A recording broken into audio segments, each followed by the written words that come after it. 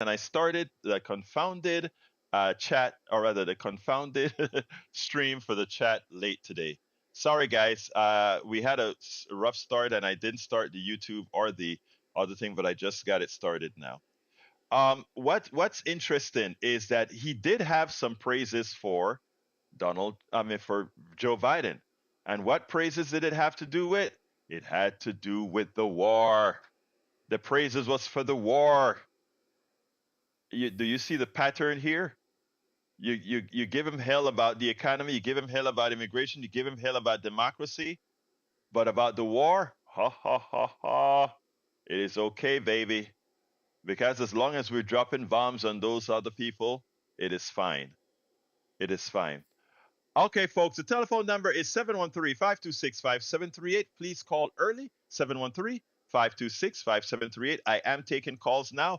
I have a 12-minute piece to play, but if I get a call, I'll hold back on that 12-minute piece. 713-526-5738. Seems like Harry is in the house. Good morning, Harry. How are you doing this morning? I'm in the house, all right. Well, before I comment on Gonzalo, I want to thank you for singing happy birthday to my brother. He's not feeling too well. He's kind of ornery this morning. I wanted him to call you and talk to you, and then he just said, "Well, Harry, look, I can't get a good night's sleep right now, and my mind won't work right if I'm talking to Roberto, so I got to get some good night's sleep. He's going to call you one of these days here soon and talk, because there's some things he wants to tell you, but it's just I just pray that he gets better. I was praying for him last night when I was at Recharge the Week that he'll get better, and He will, he will, he will. We command it. Go ahead, my brother. That's right. Well, okay, I like what you were saying there, Gonzalo. The school teacher that talks about these issues, and Gonzalo, good morning to you. If you're still listening, because I like your calls. You make a lot of good points, and it just got me to thinking. And Steve Hunter talks about this issue about the vouchers on Utah as well, and I was just thinking about Mike Miles, and I was thinking about this woman that called. This woman, they had an interview with her last week on one of the KPFT shows. I think it's that show that comes on at 9 a.m. And she was just talking about what a disaster Mike Miles has been, and then they had some other. I think some of the people who are running for public office here in the Houston area have been very outspoken and disappointed in Mike Miles.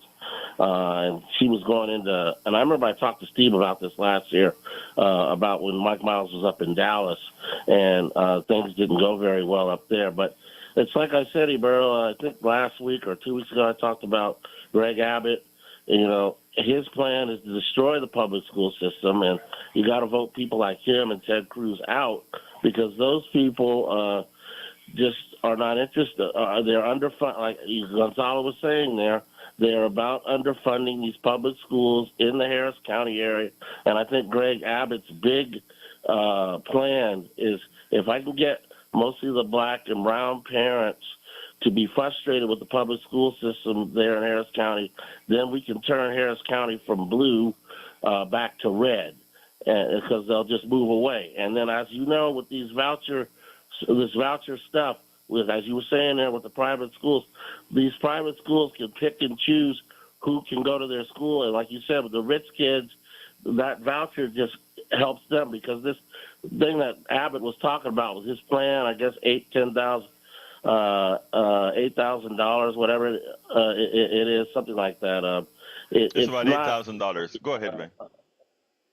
It's $8,000. Yeah. What you said? Yeah, 8,000. $8,000. Yeah. That's not going to help.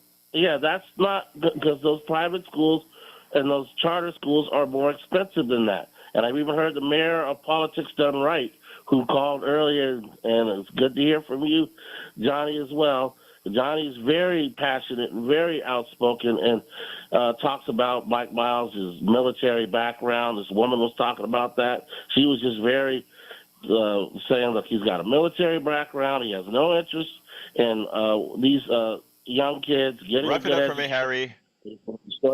Okay, they just want to destroy the public school system, and that's why you got to vote people like Greg Abbott, and you got to vote people like Ted Cruz out. And I looked that up too when I asked you about that. If I had made a mistake, I think it was 1869 in here in Texas that there are no term limits for governors, and I looked that up. Right.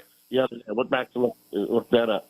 Okay, Yes, so sir. you guys Thank have you. a good rest of the day. You, Howard, and Jack, and I'll keep listening, and I'll look forward to your 12-minute piece that you're going Thank to you, play. brother. Let's go to Bart. Come on in, Bart. Brother Bart, you're on. Here with yes, sir. The talking about the schools, the Cy-Fair ISD is one of the largest districts in the nation, and they have a $1 billion bond. They build all these $100 million buildings, sports stadiums, $14 million AstroTurf stadiums for each school. They have a police department that has over 100 brand new vehicles. They have these officers. I see them at the sporting events. There's 4 or 5 police officers watching, basketball games, soccer games, baseball games. Yet they're gonna lay off the librarians because they don't have the money or the budget to pay their employees because it comes out of a separate fund. So this does not make sense. But just to switch topics, I don't know if you heard that Troy Finner has been forced to retire, the police chief of HPD. He was threatened to be fired, I believe, by Whitmire because this 260,000 cases that were dismissed. And I wonder if you could have him on. I wonder how he feels about Sylvester Turner now, about covering all this up and about being a diversity hire. And I wonder how he feels about it because he's kind of made the scapegoat of all Okay, this. let me just say one thing first, Bart. I was with you on the how these schools spend money on football and sports and all of that, and they're ready to lay off librarians. I'm with you. That is terrible.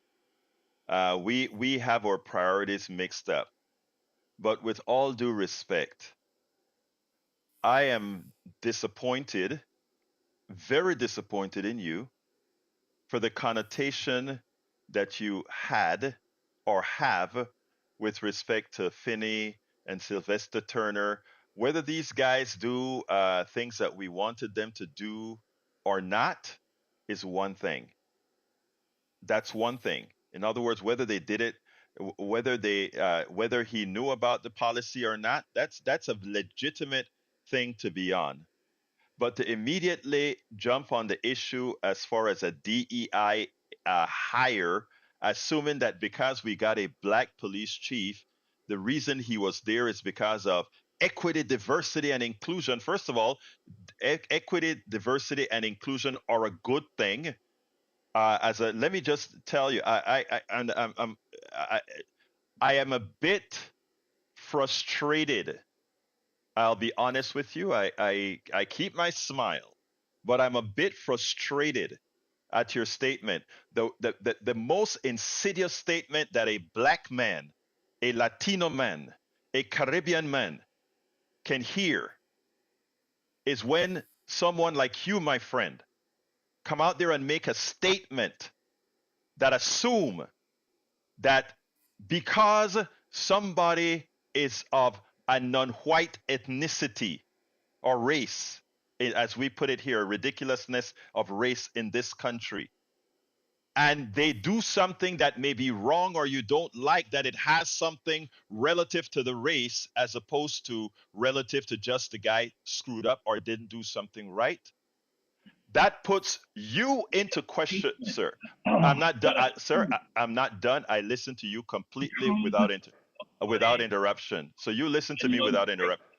Bard, you listen to. Go ahead and turn your radio down. Whoever has your radio on.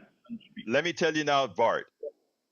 I wrote a book called Tribulations of an Afro-Latino Caribbean Man, and the reason I wrote that book is because people, when you tell them that there are folks like you, my friend, who breaks down everything into this false DEI concept, etc. And you have to prove yourself once and over again. I've given instance and instance of what I had to go through with a smile here in this in the workplace and in every other place. Let me tell you something. Both of those guys are absolutely and very competent. Both the whether they did things that I like or not. I don't like a lot of things that Sylvester did, but it's not that that Sylvester is black. The current mayor that we have is one incompetent. I don't want to say what else, in my humble opinion. And it's not because of anything other than what he does. Let's start getting there and stop trying to make it a DEI issue. If you don't like what Finney did, go ahead and state that.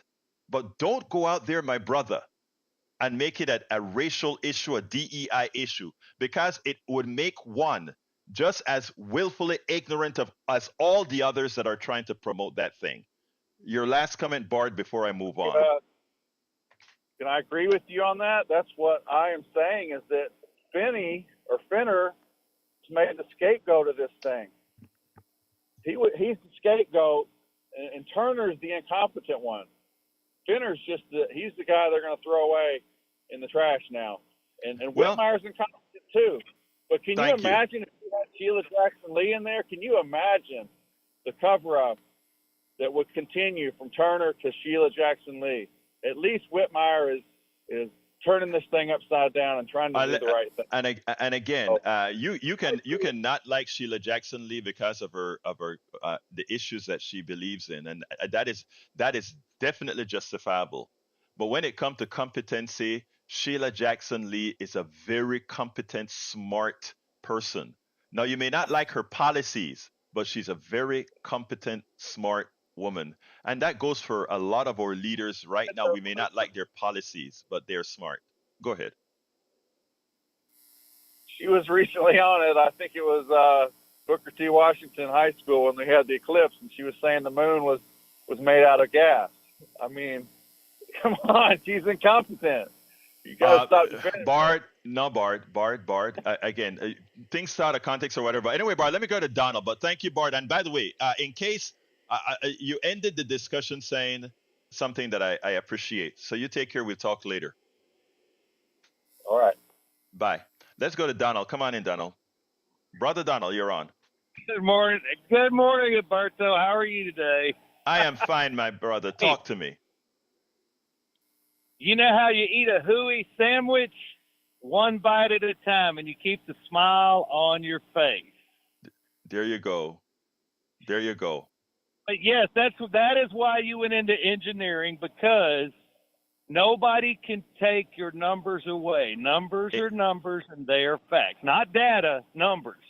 And all we cared about was your stamp. We just wanted you to put the stamp on the print and tell us, yes, this will all do, then we go destructive, non-destructive testing, and we get it done. But you knew as a young man that you had to go into something that was fact-based because of the difference, or whatever, however you want to put it, that you are from the whole. Right. And that's why you were successful. Now, The Man in the Mirror is a Michael Jackson song, but if people would listen to that song and analyze it, the world would be a better place, because the change starts with you. Amen. And looking in the mirror. But on the schooling, isn't it funny how we have, where it's supposed to be integrated, but isn't there still some areas in Houston and everything else that seem pretty privileged, because there's people living right down the street, and they used to ship people 20 miles, 30 miles, and yet these people still have their own districts, their own schools, and all this other stuff. And are there still magnet schools available for people? Yes, they are. And in fact, I had a nephew that my wife's nephew that was in one of those magnet schools, and that was one attempt at making the schools better. Yeah, but there are pros and cons. But yes, they are. But you are absolutely correct. I mean, the thing about it is, give me your zip code, I tell you how good your school is. That's a sad thing, but that's the truth. But no, that's it. I just wanted to put my 2 cents in. Other than that, have a good one. You too, Donald. Thank you so kindly for your call. Let's go to Brother Tag. Come on in, Tag. Morning, Egberto. Good morning, my brother. Talk to me. Have you talked about or read anything about Exxon takeover of Pioneer Oil? No, I have not. Now you're going to give me some work to do, though. I'll have to go look into that. Yeah, through the hearings in Washington on that takeover, which they're going to allow Exxon to take over Pioneer Oil, they discovered that the CEO of Pioneer Oil was colluding with Saudi Arabia to keep oil prices Oh, artificially high. wait a minute. Yes, sir. And that's what I'm covering today. I kind of got mixed up. Okay. I was supposed to cover that. Congress urged to tax big oil. Yeah, it's true.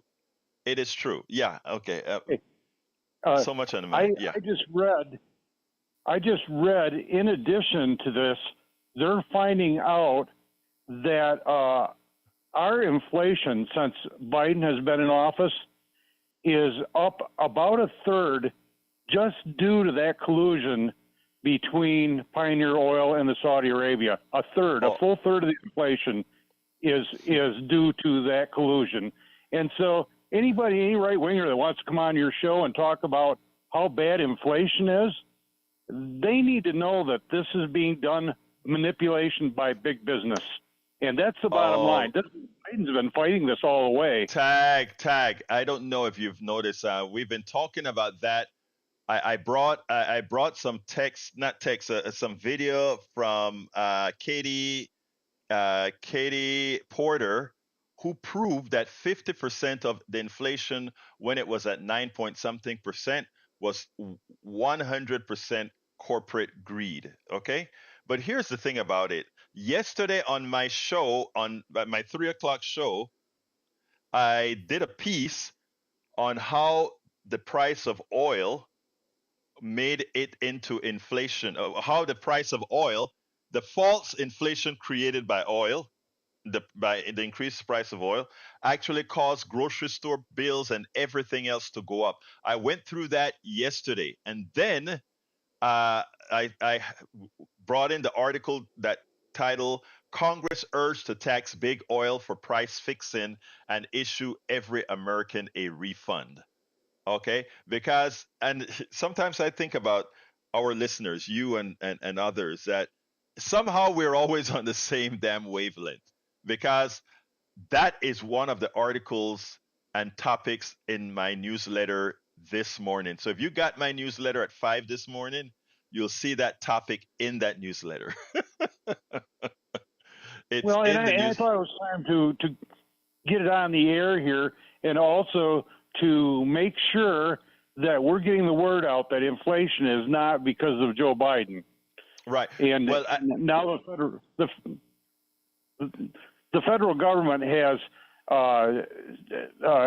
decided that they would let this sale to ExxonMobil go through, Pioneer Oil, as long as that CEO, maybe Sheffield, somebody like that, as long as he is not going into he's banned from the business now. He cannot be part of ExxonMobil, and he's out of Pioneer. So there are consequences for these people who are colluding to raise our prices. Yeah, which is a good thing. Yeah, that the government's doing. you nailed it, Tag. You nailed it. And again, we covered that on my program, my 3 o'clock program yesterday. And what I think I'm going to go ahead and do is I'm going to go ahead and cut that piece out and make it an independent segment, and maybe play it here, not tomorrow, but Friday. Because tomorrow's Nila Quino's day, and play it on Friday. But you nailed it. The price of oil, it has its genesis in, or rather, the inflation is not something because of a shortage. Inflation can be understood when there's shortage of services and products. But when there's a false shortage, that inflation is human made. And I think it should be illegal. And that is exactly what he did. You're absolutely right, Tag. Anything else before we move on? Well, just the idea that when people want to blame inflation on Biden, the only way that can be construed as true is if they say that the big business wants Biden out of office, like they wanted Jimmy Carter out of office. Right. So what do? They crank up inflation, they crank up prices to make the president look bad, and then everybody points their finger at the president. It's like, Right. yeah, because he's doing stuff that big business does not want done, just like Trump said he was going to do. But Trump never Right. did it. But Biden has been doing it, and it shows with as much as they're fighting all this Yeah. stuff. So I think people need to remember that. So thanks for the platform, Egberto. Thank you, my brother. You have a great one, Tag. And it looks like it looks like I guess the feed is not, it's still not working. I got a message from Melissa that said I think she couldn't get onto the feed, but I went ahead and put it on, on the YouTube feed as well. All right, let's Yeah, go to that's Brian. true. Oh, That is is that true. But yeah, okay? our live stream is not working at the moment. We had some issues with the server overnight, and it just stopped in the middle of whatever it was doing. So I had Okay. a heck of a time getting it back online. So I'm working on the streams now. Okay, thanks, my man. All right, let's go to Brian. Come on in, Brian. How you doing today, my dear brother? Good, doing good. How are you? I'm fine, my brother. Talk to me. Okay. Now, which president has the most money as of right now? That'd be Trump, right? I don't think so, but let's make your case. Let's say it's Trump. Okay, yeah, it is Trump. He's worth a few billion, right? Okay. Thanks to the left wing, kicking him off of Twitter. But President Bush, he got the most problems out of being rich. Right? Nobody, he owned the Texas Rangers, which in actuality he only owned 6%.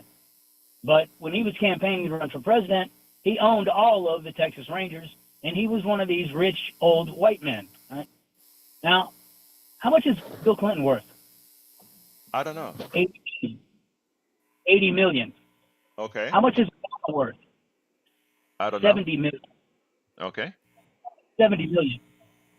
Remember Bill Maher? He was Yeah. the Yeah, I poster know child for left wing. Yeah, Yes. how much is he? I don't know. 40 million. Okay. Where did he get his money? He owns most of the New York Mets. How much is Hillary Clinton worth right now today? I don't know. 30 million. Okay. Daughter worth. I don't- Chelsea Clinton, Don't know. million. $6 million. Okay. What have they done for their money? Let me hear your point now. That is the point. What have they done for their money? Oh, okay. Look, you are not going to get anything. You're not going to get any argument out of me for that at all. You won't. I mean, I don't see. Like I tell you, right? There are a lot of things that a lot of us, when we sit down and figure out who and how folks got their wealth, is really questionable. And I'm surprised you didn't bring up Bernie Sanders, because Bernie Sanders is probably worth, I don't know, $8-10 million, but he wrote books, he did all these kinds of things, and I don't, I'm not anti-wealth. I'm anti how you got it, which is, I think, what you are saying as well, and which we would be in total agreement. If you did it by doing favors and things that are not your work and worth, that's an issue, right? So I don't have a problem with that, Brian. I think we're in the same wavelength, sir. Yeah, Bernie Sanders is worth about $6.6 million. Yeah, there you go. So What has his job been? selling a For- lot for of the- books, selling a lot of books. Selling books. But Yeah. he's also a politician. That's true. So all the politicians that I've spoke about, Yeah. they haven't done anything. They're supposed to serve the people. Yet I don't have $6.7 million. Well, you know what? Guess what, Brian? Brian, I think you deserve a lot more money than I think you have. And if you follow the policies that we kind of support here, the pie would be spread out in a much more equitable manner. So you keep hanging out with us, because that's what we have planned. All right, brother? Yeah. Take care now. Well, You I have hope a good everybody one, has sir. a good day. You have a great one, Yeah. brother. Peace. All right, let's see. Is that another call, or can I go on? Oh, it's another call. Yes. Okay. Go ahead and put him through. Put him through. All right. Yeah. All right, caller. Who am I speaking to? Hello, Whoever. Yeah. Go ahead. You're on.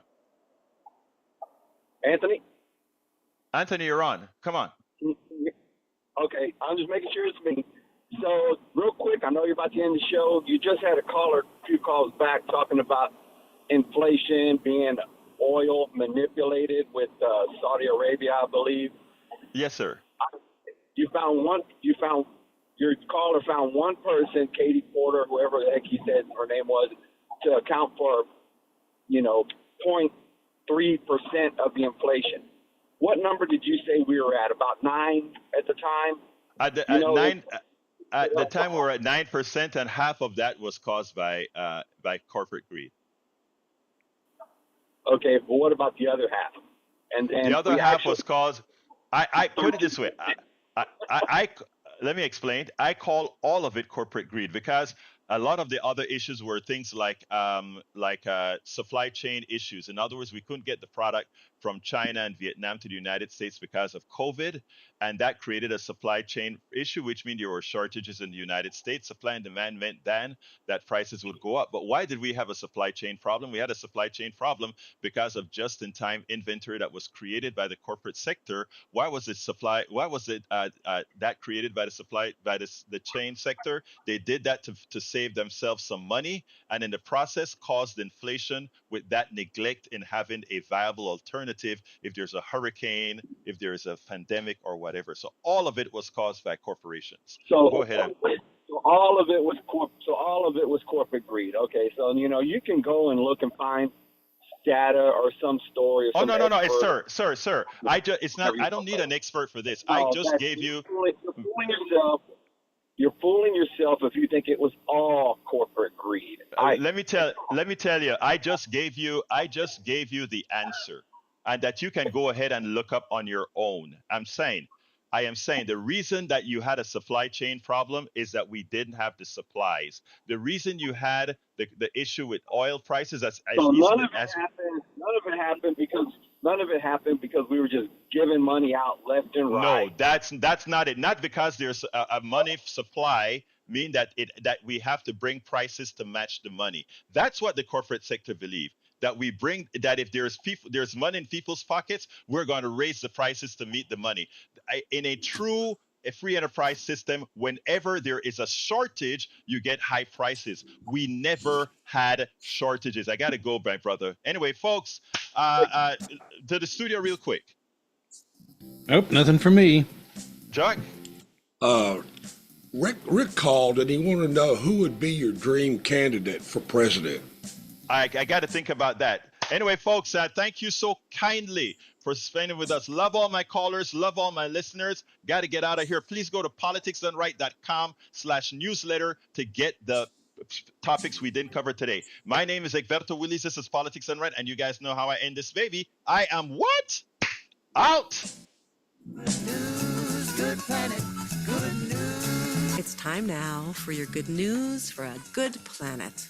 Bird Brother. Growing up in Washington, D.C. during the crack epidemic, former drug dealer Rodney Stotts was an unlikely candidate for a career in falconry. But after attending 33 funerals in a year and spending a brief stint in jail, he walked away from his old life and discovered a new one through his work with the Earth Conservation Corps. He spent a decade apprenticing and is now one of only a handful